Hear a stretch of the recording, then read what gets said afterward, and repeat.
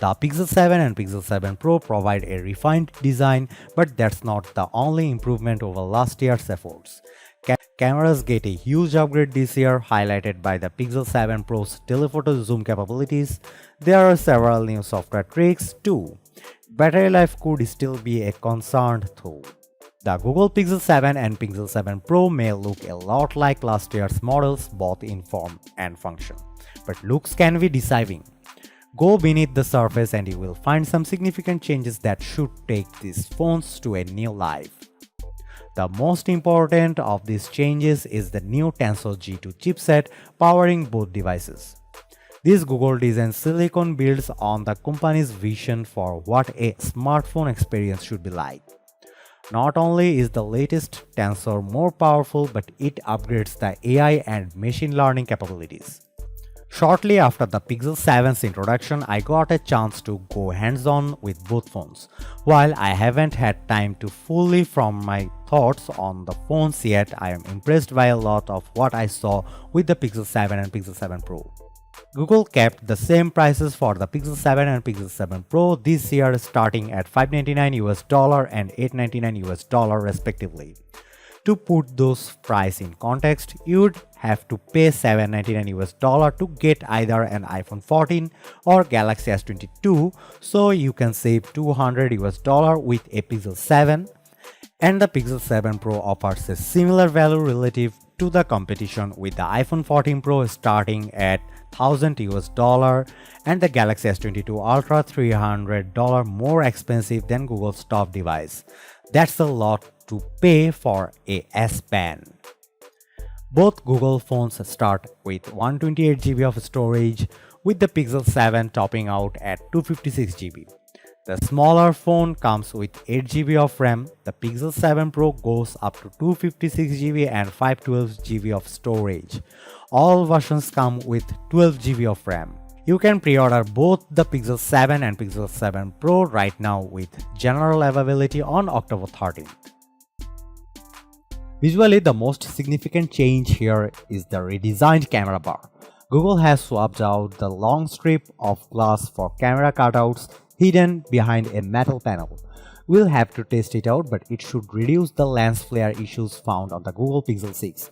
The switch to aluminum matte on the Pixel 7 polished on the Pixel 7 Pro allows it to bend directly into the frame rather than using a seam to transition to glass from metal. It's a sharp design reminiscent of some of the most recent Galaxy S devices. It's not only the difference though. If you ignore the lack of a telephoto lens on the smaller model, it's a little more difficult to tell each phone apart from the back, as Google has given the Pixel 7 similarly sized forehead spacing above the camera bar. The two-tone design is also gone, with the aluminum frame substituting as an accent color for the back glass. These are all subtle changes, really only noticeable if you are comparing the two generations to each other, but they go a long way. Internally, the biggest change here is the move to Tensor G2, and while it will undoubtedly yield some level of performance gains over last year's phones, that's not what Google's interested in here.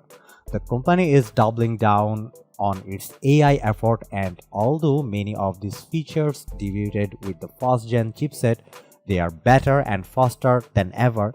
It's clear Google sees its AI abilities as Tensor's superpower. While these phones should handle everything you can throw at them, tools like Photo Unblur, a Pixel 7 exclusive, are the real highlights. After a year of rumors that the Pixel 6 Pro would either launch with Face Unlock or receive it in an OTA update, it's finally here on both Pixel 7 Pro and its smaller sibling. It's just relying on the front-facing camera, which might be disappointing news for Pixel 4 owners looking to upgrade. I ran into some difficulty setting it up too. No matter how many times I looked up, it couldn't get a good look at me. Thankfully, it let me through installation anyway. Using the Pixel 7 Pro, Face Unlock was unsurprisingly fast, much faster in fact than using the fingerprint sensor. Unfortunately, it's likely much less secure. Not only does Google's settings page for Face Unlock deliver a bunch of warnings, including that someone who looks like you, including a sibling, can get past it. but it also doesn't seem to work for app authentication. I downloaded Bitwarden on one of the units, but the app would only unlock with my fingerprint, not my face. Speaking of the fingerprint sensor, I also had a chance to try it out on the both phones, and at least anecdotally it felt faster. I held the Pixel 6 and Pixel 7 next to each other to unlock, and the newer hardware got me to the home screen fast. It's still not as fast as some ultrasonic sensors or the rear mounted scanners of your, but from what I can tell, it's definitely an improvement. Both the Pixel 7 and 7 Pro Sport improved cameras over the previous generation, though most of the improvements come from software features. Super resolution zoom is better than ever, with 8x zoom on the standard Pixel 7 and up to 30x on the Google Pixel 7 Pro. Both phones also support a 2x optical zoom equivalent by cropping the main 50 megapixel sensor, just like last year. The front-facing camera is also improved this year, featuring a larger sensor for improved nighttime selfies. Google also says that telephoto and ultra-wide lenses on the Pro have been upgraded from the Pixel 6, delivering better photos from both far away and up close with macro photography. We'll have to wait and see what these cameras are truly capable of, but in my very limited testing, Google's new tools seem promising. I have got some seriously shaky hands, which should render the 30x super res zoom on the Pro basically useless to me. I am putting it lightly when I say Google's AI trickery to reduce camera shake when zoomed in blew me away. It's unlike anything I have ever seen on a phone. Final impressions on how 30x photos actually turn out will have to wait, but if you are trying to frame a shot, this makes a huge difference. I also gave some of Google's new video tools a shot, including active stabilization and cinematic mode. Like with Super Res Zoom, the Pixel 7 Pro did a great job reducing camera shake while I was filming, and shifting between focus in cinematic mode was quick and easy. I'll have to get out in the wild to really test all of the Google's camera tools, including that improved night sight and of course photo angler. I am also super curious to see how the actual quality of captured video holds up, as Google promises it's better than ever on this year's phones with 4K 60 FPS across all cameras. As impressive as that stabilization was, that doesn't necessarily translate to industry-leading quality.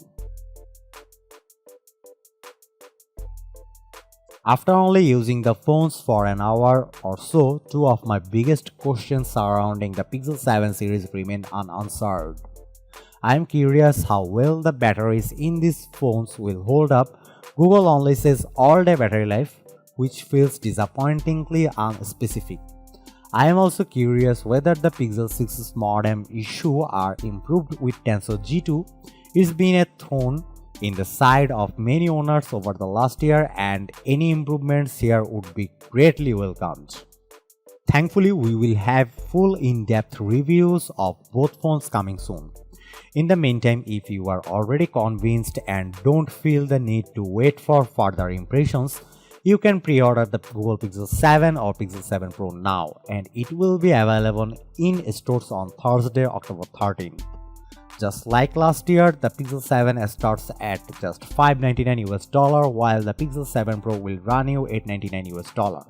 Google would love to sell you on either of these devices, ideally with its newly announced Google Pixel Watch as well.